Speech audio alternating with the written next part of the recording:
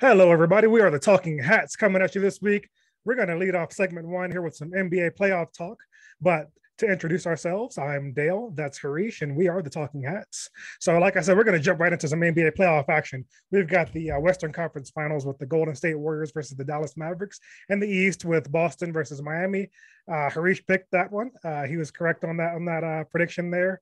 And then I think you might have picked the Mavs in that previous series too. Yeah, And I've been all over the Warriors too. So if you're a betting man, you need to be listening to this podcast for your picks and listen to Harish because he's got it, not me. But yeah, let's get into this playoff action here. I'll let you go ahead and lead us off. See, I knew Boston was going to lay a dud in game one. I just had a feeling because they put all that energy in beating the Bucks. So, and I'm not saying that the Heat didn't put all out against the 76ers. I think they blew out the 76ers in their last before they went in. I don't think it was a close game.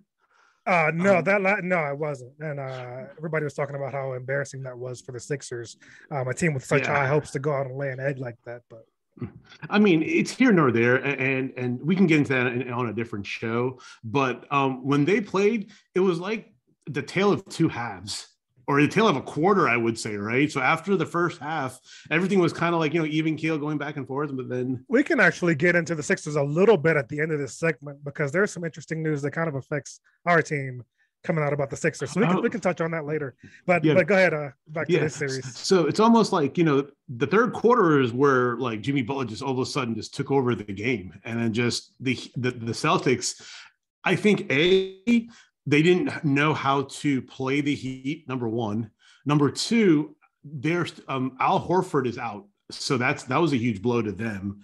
And three, I think they were just tired. I mean, because when that Boston and Bucks series were hyped up so much that their energy was just all gone in game six. So I think they just ran out of gas. I honestly think they just ran out of gas, and people were just like kind of like probably just drained from the previous series. And the funny thing is, in game two, tail again. it was like Jason Tatum, and then it was the other role players that kind of stepped up. And that's how Boston is playing, is if one person is not playing well, there's another person that can step up. And for the Heat, they don't have that. They only have Jimmy Butler, but they need their role players to come up. Bam Adebayo is non-existent. Hero is non-existent. So when you don't have their shooters to complement Jimmy Butler can't do it on his own. The Heat's not built that way. Even though they're great, they're amazingly coached, they can't beat a Celtics team that can score at will. In all honesty, from anybody can have like a 20 to 30 point night. Yeah, as far as game one in this series, the Celtics were limited due to the fact that the defensive player of the year, Marcus Smart, was out. Horford was out too. And so that not only hurts your depth, I mean, the energy guy, Marcus Smart, that's going to affect everybody else's energy levels too. The Celtics actually got off to a good start in the game. They just withered down the stretch, and Miami came on and had a big second half and just put the game away. It didn't end up being close, even though the Celtics looked like they were going to win it in the first half.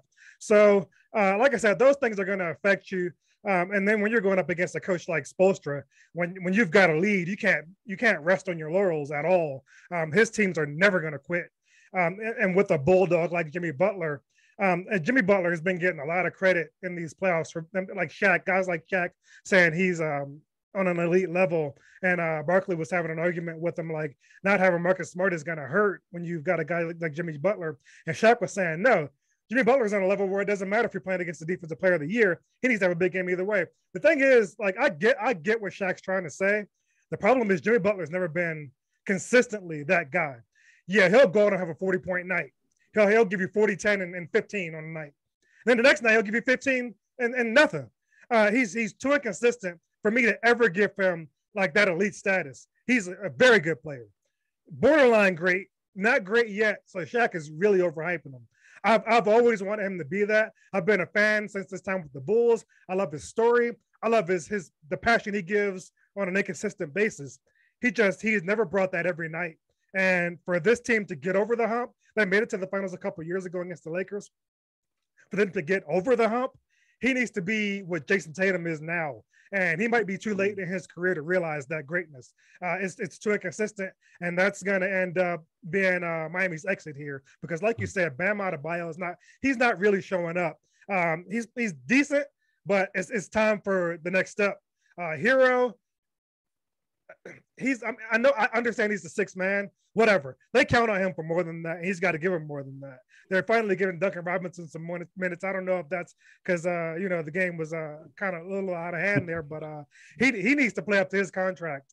Oladipo's got to play better. The series is tied 1-1, but that split was in Miami, so we're going back to Boston here, right? Because Boston, 1-1, yeah. And so we're going back to Boston here, and Miami could be up against it. The Celtics are even tougher at home. They're getting more healthy. Smart is back. He had a big game the other night. That's why they won.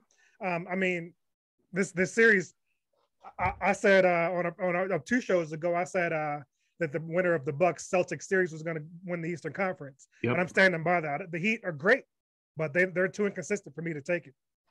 Yep, I can't agree. I can't disagree with you because they like if you look at it now in Boston, they're not going to lose. Boston's not going to lose at home. I can't see it. Yeah, barring I can't see it either. Yeah, barring any injuries. Yeah, I mean, we just can't see them kind of. I don't see an exit left any time in their near future. Now let's transition over to the. I don't even know what to call this game anymore because it was just a smackdown. I mean, it was just a smackdown. It was definitely. Yeah, game, no doubt about it. Yeah, I don't think Dallas was ready for the onslaught of the Golden State Warriors. I don't think they were ready. I don't think they were kind of mentally prepared for what they went through. But I also feel that Luka can't do it all on his own. Because they made a comparison to the games beforehand where they were making their 3-point shots and they kind of went to the inside and I think they were like 13 for 20. It was like a ridiculous amount of like misses they had. And that team is with the pieces that they got after the trade with the Wizards, you would think that they would be a little bit more better in that department because with Bertans and even with Dinwiddie, and you have to give credit where credit's due. Golden State shut them down. I mean, you cannot overlook that. You just can't. And with that, you have to pick your poison. Who are you going to stop? Curry, Klay Thompson, even Otto Porter Jr. I mean, you have secondary and third pieces that can come off the bench and score on any given time. So I think this series is going to be a clean sweep, and I don't think Luka can, handle. I mean, it's all Luka, but if you don't got your players or if you don't got your people around you, you're not going to win this. Not at all. Yeah, when you say onslaught, that first game, they were just completely overwhelmed by Golden State's talent and depth. They've got scoring everywhere. They've got guys that haven't even played in this series yet who could come out there and drop 20. Like Kuminga, I don't think has played in this series. And he's a fantastic, maybe he got in late when the game was out of hand for game one. But he's a fantastic player and is not getting minutes because the rest of their team is just so good. And Dallas, they're a team that has kind of, they've done the best they could with the hand they've been dealt. They were dealt, to use a poker analogy, a deuce 7 offsuit, which is the worst hand you can have in poker. And they played that all the way to the end. And that final card is about to be turned over, and they're going to be exposed for having nothing. All they've got is Luka. Jalen Brunson he's fine. He's going to get paid. I don't know if that's deserved. He's had a fantastic playoffs, but in reality, he's a 16-point-a-game player. Like that's who he really is. He's playing above his head now, but he's going to get paid off how well he's played in the playoffs. And the fact of the matter is, Luka's carried the team this far, but this might be absolutely as far as he can take them. And that might just be because things fell just completely perfectly into place. And the game last night, they got hot in the first half. They came out scorching, hitting every single shot. Luka at the end of the half hit an almost half-court 3 just pull up. They were on fire. Then in the second half, that you live by the 3, you die by the 3. It was catching up with them. They were missing wide open looks. So they're not the team that can live by the 3, but Golden State absolutely is. And they, like I said, with their depth, it's an onslaught. It starts and it never stops. You put in your bench guys, and the bench is what actually got them back in the game last night. It's just too much. And for Dallas, Golden State is way too much. And the bet that I put on Golden State is going to come to fruition. They're going to win it all. I don't care who's coming out of this. It could be Miami or the Celtics. Neither one of those teams have a shot. against Golden State. They're just too tough, too well coached. I give Jason Kidd a lot of credit for what he's done with this Dallas team. I give Luka all the credit in the world for carrying them this far. But whether or not he would ask for some help, for them to go further than this, they got to get him some help. Yeah. And what they have on the roster right now with the guys you said they got from the Wizards, that's not the help he needs. He needs more. No. Yeah. I honestly feel that like he's tasted the Eastern Conference Finals, right? He has a little sip of it. I think if this is a sweep, right, I do believe that he's going to go to management and be like, I need this player, and this player to get it done. He has to. I don't think he will, though. I think, he kind of orchestrated getting Kristaps out of there. And Kristaps healthy could have been the help he needs, but you can't count on him. So he needs someone of that caliber who's going to be there every night. And I don't know that he would ask for it. I think he thinks he's enough on his own. And the league is just, back in the old days, maybe, but not now. With super teams, like he'll get them into the playoffs, but he can't get them over the top by himself. Yeah, and then that's the problem, I think, then that they're going to have year in and year out. If they cannot get the players that they need, or if they don't draft well, then they're going to be starting from square one every single year. Yeah, and they're always going to be drafting late because he's always going to have them in the playoffs. So that means you got to have somebody in there like from the Spurs management who the Spurs don't miss on those late picks. And even the Nuggets got lucky with the Jokic pick in the second round, but they don't have a history of it. But the Spurs have a history of finding guys later. So you need somebody like that with that eye for that later round talent to get some help in there. It might free agents might want to play with him, and Dallas is a fine place to live. So that could happen. Bringing in another max player. The thing is I don't like I said, Luka's not going to ask for that. No. So. But you think it's just because it's his personality, or he doesn't? I really think he thinks he can do it by himself with some role players, and that because he's proven it. Like it's him and role players right now, and they're in the Western Conference Finals, and they almost won last night. That's true. Yeah. So, okay. That's fair point. Very fair point. So maybe they can go to Dallas and take one or two. The crowd is going to be solidly behind them. They got to hope Golden State is cold. That's really their only chance is just an off night by the Warriors because. Or injuries. Yeah, that too. But outside of that, the Warriors are just, you got one versus the Warriors go 10 deep. So yeah, it's going to be crazy. So let's kind of ease into the Philly conversation that you wanted to bring up. Like, what did you hear? What did you see to people that may not know that some news that came out? Just that, and this was kind of floating around during the regular season, but Beal got hurt. Just that Philly is interested in trying to bring in Beal to pair with Harden and team up with Embiid too. First of all, I'm in on that. You're shaking your head. I'm in. I want to unload that deal. I don't think Beal is the guy who can get this team over the top. He's going to get a max extension this offseason. The Wizards can give him that and then do a sign and trade and try to get Maxey from the Sixers. If that goes down, you got to get him. Any deal without him is a non-starter. And I think they would be looking to offload Tobias Harris's contract too because he's been a dud. So those two guys and maybe some other filler to match up the contracts. Anything that involves Maxey, if you can unload Beal for that, I'm in. Do it, and then the Sixers will still suck because they got Harden. So that's not going to get them over the top, but I think they think it will. But it won't. Oh. If you didn't say Maxey, I would have been like this. That's why I was shaking my head. And once you said Max, and I was just like, all right, because when he first came onto the scene, you knew something special was going on with him. And unfortunately, he doesn't get the playing time he needs in Philly because of Harden eats up everything. He doesn't do anything, but he takes time away from individuals. I want Beal back, but if Philly does propose that trade, you have to take it. If it doesn't include Maxey in that deal, you cannot. You got to be. I'm sorry, we can't do it. But even if, let's say, even if that deal does happen and Beal does go to the 76ers, Harden is the problem. It's not going to be Beal. It's not going to be Embiid. It's going to be Harden because he now went from. Can I say elite stature, or is that premature? He was an elite scorer. He was an elite scorer. And he got to the point where he was borderline elite facilitator too. So he went from that to maybe down to mediocre now. I mean, he doesn't really mediocre in the solidly sense mediocre, solidly mediocre, yeah, solidly mediocre because he doesn't lead his team.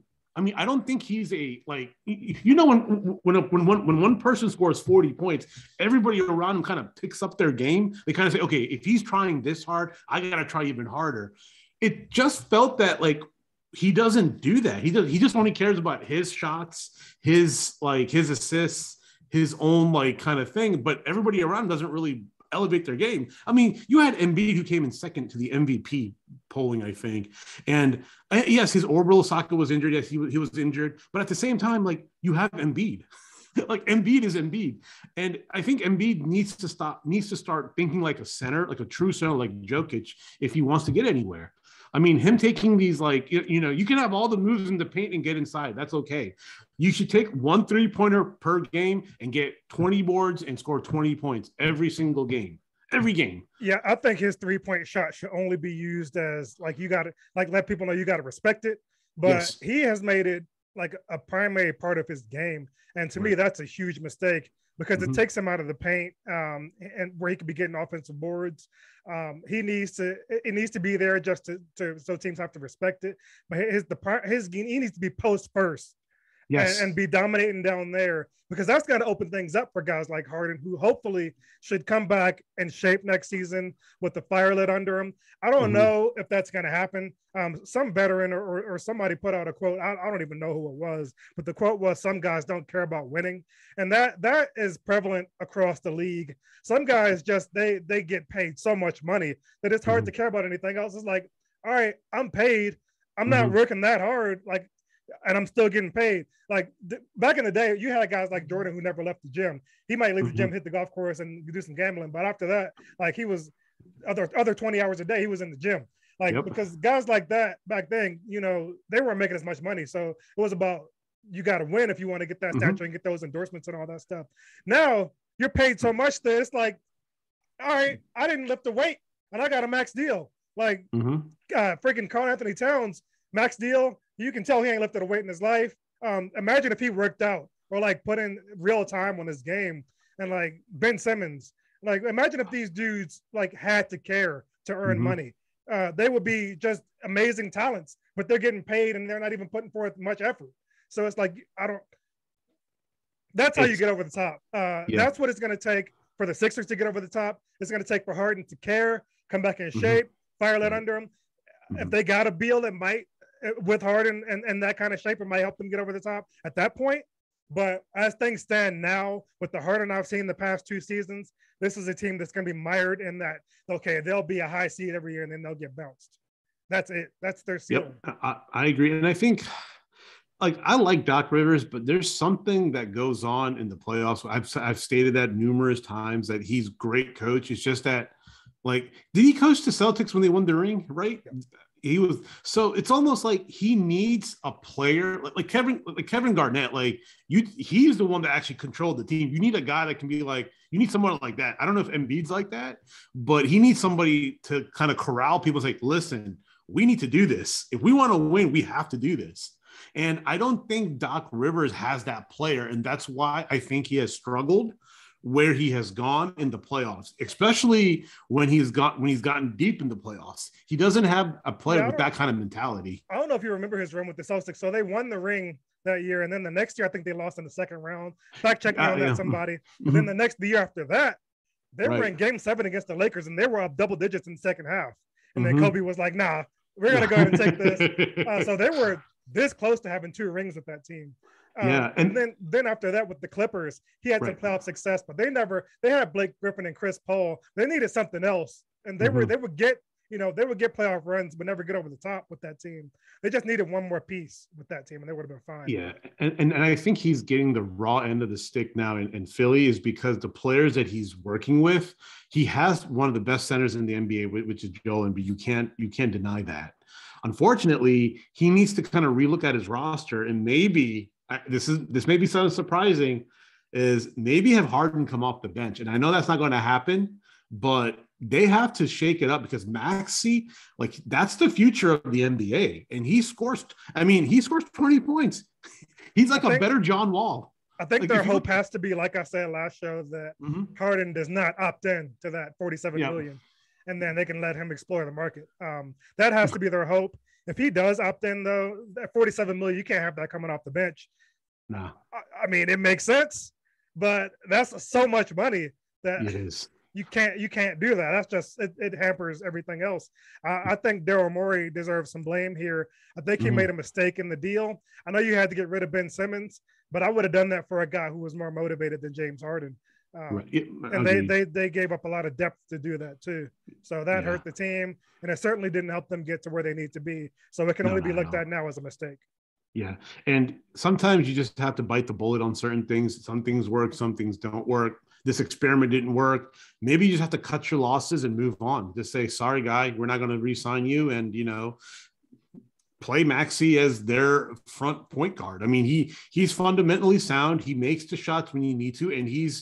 I say he's like a better John Wall because he can shoot. He's fast. He does all the things right. It's just that he's not getting the shine that he deserves. He comes off the bench, and when he Who's that? comes off the bench, Maxi, No, he started did he start? after, Oh, yeah, after okay, okay. But even at that, I think he should just be a full-time starter, not yeah. just like rotate in and out. Yeah, And that's I think he needs to be Embiid's Robin, or they need to move him to the yes, Wizards. yes, I agree. And if he comes to the Wizards, yeah, that's game over. I'm Yeah, gonna tell you that right now. If Maxey comes to the Washington Wizards, that lineup is scary. That lineup is just going to be scary. yeah. So to wrap up the NBA segment here, the last thing that happened this past week was the NBA draft lottery. Mm-hmm. The Orlando Magic got the first pick. They're gonna probably botch that and be stinky here in perpetuity. Who cares about them? The Wizards ended up, of course, with the 10th pick, and they claim they have 15 guys they're looking at. So one of those guys will, of course, fall at the 10th pick. I'm sure. Well, I was gonna say I'm sure they'll botch it, but they've got a new guy in charge, and he made some fairly decent moves, even though the Dinwiddie is going to be looked at as a huge botch. They probably Is it should have though? because, and I'm not going to put that on him. I'm going to put Right. that squarely at the feet of Wes Unseld. He should have been more of a leader and made those guys stop bullying him because he is a True. good player, and they bullied him out of the building. Yeah. But that's going to be looked at as a mistake. Mhm. They didn't handle that well. That whole thing, how that went down. Kristaps will hopefully play well enough that nobody thinks about it. But he's still playing, so the Wizards are not. But what are you thinking about? You think they're gonna get a solid player? And I think they need a point guard. You think they're gonna do something with that 10th pick that's gonna make a difference? I think so, because usually that's where you get the utility players. Your first five are going to be like your studs. Your first five draft picks. The next five are like can be studs, or they can be they're utility players that can become studs. So that 10th pick is very important. It's not like people shouldn't like downgrade the 10th pick because that pick is going to be there for the next 5 to 10 years. And these guys who are coming in the 10th from like, let's say the 6th to the 10th pick, or even maybe the thing are 4-year starters. Because if you look at everybody that the Wizards have on their thing, Rui is a 4-year starter. Avdia, I mean, he didn't play in college, but he has like international experience, and you can't take that away. Corey Kispert was a 4-year starter. So the way Tommy Shepard is kind of building this team is he's building this team on experience. He doesn't want a one and done because then that way they don't have physicality in the NBA is insane. And these young guys that are coming out, there's maybe 1% of them who are the top draft pick and bang with the NBA players. Because these are grown men. You're 18 years old. It's not gonna you have to build your body. But if you look at it, like Rui grew into his body in the NBA, but he had the experience and the knowledge to like bang with everybody else. And he also has the Olympic experience, which he's going to kind of overcome next year. I hope. And I honestly think they're going to get so I want them to get a starting point guard who can actually facilitate, calm things down, because you and I both love Ish Smith. And I think Neto's gone next year. I think they might trade him. I expect both of them to be gone. You expect both of them to be gone? So then you have a gaping hole at point guard. There's nobody that can run point on him. Even with those guys, you have a gaping hole at point guard. Neither one of those guys are starting caliber point guards. Yeah, 100% agree. 100% agree. So they have to pick a point guard or get a better center. like, or not a, I mean, because Kristoff is your center, but like maybe like a stretch four. I mean, because Kuzma can play everywhere, so I'm not really worried about that. It's just they need somebody to replace Thomas Bryant, because I think Thomas Bryant got in. He has in his head, as you stated, that the 3-point shot is his greatest shot in the world, which is not. So he lost how to play the game. And Kristoff, like, that's a superior talent. You cannot you need somebody to help him out, because and defensively. So I think they might go for a defensive point guard who can facilitate and not be like a head scorer, because you do have so many scorers on your team. So you just don't need another like kind of point guard. You just need a sound point guard who can give you at least 10 points a game. And that's huge, at least 10 points a game to start with. So I agree with you on that. They probably get a fundamental point guard, hopefully by like maybe one of these mid-major schools that actually produce, because John Morant went to a, Murray State. So yeah, they need to either get a point guard there or swing the pick for a point guard. But I'm an optimistic dude in general, but for this team, I'm pessimistic on this pick. I think they're going to botch it. So yeah, we can wrap up the NBA segment there. Yep. And we're the Talking Hats. We're going to come back with some NFL talk, and then we've got some college football talk here to get into as well. So we will wrap up this segment. We'll be right back.